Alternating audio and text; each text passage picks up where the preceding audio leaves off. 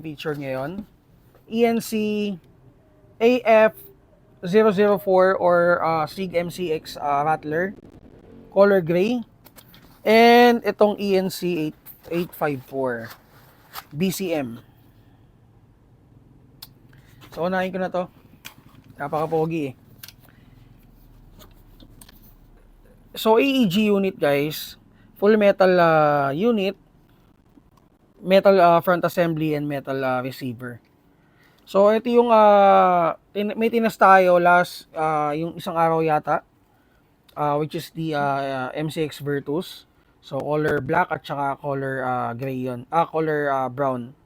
So ito naman, ito yung Rattler. Lapit mo konti para makita nila. Ang gwapo. Iba talaga yung dating ng color gray. So yan, complete markings. Yan yung mga markings niya. And then yung front assembly niya is around mga 5 inches. Ito may natira pang ano. Hindi natatanggal. Ayan. So ambi yung mag-release.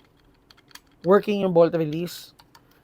And then ito plastic to guys. Ito metal. And then sa receiver naka-built-in naman na yung trigger guard niya. And then polymer yung grip. Sa kabilang side, charging handle is metal. Metal din yung front and rear sights. Naka-rotary type chamber. And pagdating sa ENC guys, the same lang naman sila ng internal parts. The same din dun sa una nating tines kanina. And then, ambi din pala yung bolt release niya guys. So, ayan o. Okay. So, dash cover is metal. Ito yung magazine release. Parang ang ikli dyan sa kabila. Okay. So, medyo maikli yung selector niya dun sa kabila. Okay, so meron siyang for quick detach na sling. And then folding yung ano niya. Hindi ko na to guys i-fold. Pero ang mechanism nito, iaakit mo to sa taas. Medyo matigas kasi. By the way, ano to metal to So itataas mo yan and then ma-fold mo na yung unit. Okay, so ano pa ba? Daming ano nito Parang daming feature And then magazine capacity pala is 120 rounds. Ito yung kasama. Mid-cap magazine. And then guys, naka-LiPo battery na siya. At saka charger. Okay? So hindi na kayo bibili ng LiPo battery at saka charger. And then ito guys, ENC 854. Ito yung short version ni 855. So kung familiar kayo dun sa ginamit niya dun sa John Wick 2, ito yun. Yun yung 855. Ito yung pinaikling version niya guys. So metal front assembly with 9 inches na BCM handguard, M-lock. Naka BCM na flash hider. Gwapo ng flash hider niyan guys.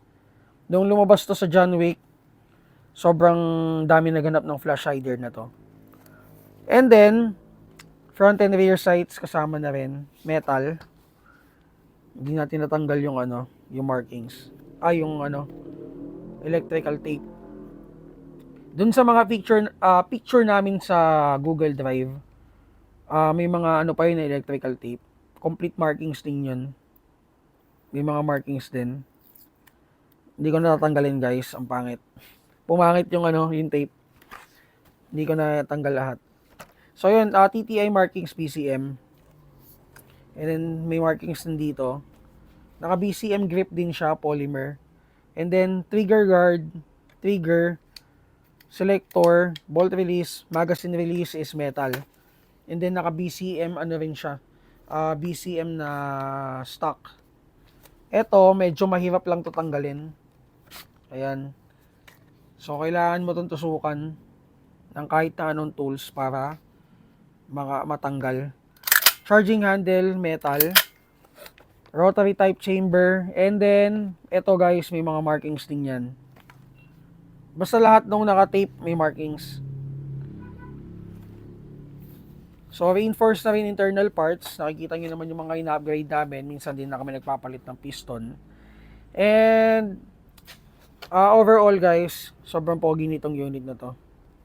And then, may kasama na rin siyang LiPo battery at saka charger. Magazine capacity is 120 rounds mid-cap. And then, may additional siyang base plate na TTI.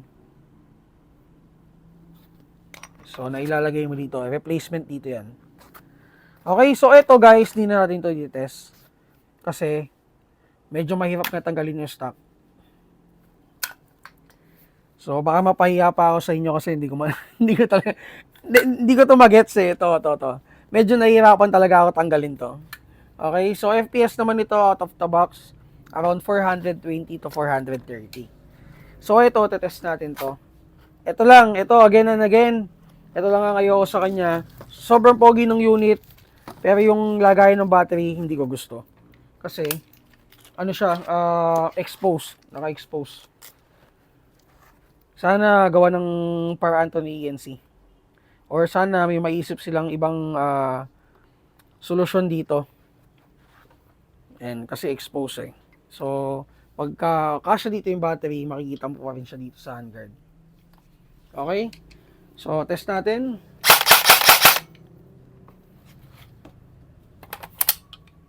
Yan, no? Pogi, oh. Pag may magazine lalo, oh.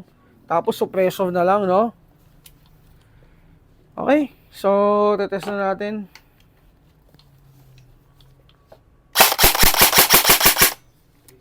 Auto. FPS out of the box, 380. 380. Perfect na, guys, for CQ.